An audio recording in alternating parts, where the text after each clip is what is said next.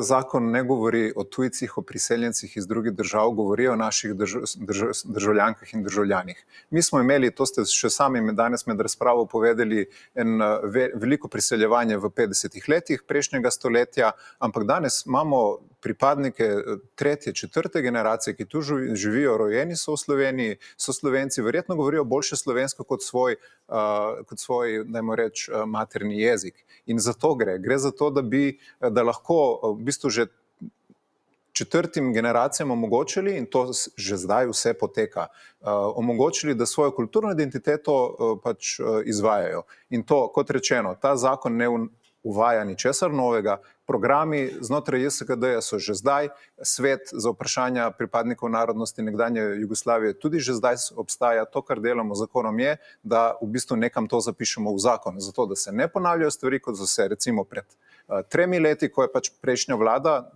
pod vodstvom SDS-a blokirala delovanje tega sveta in blokirala pač neko zgledno izvajanje teh pravic tem pripadnikom.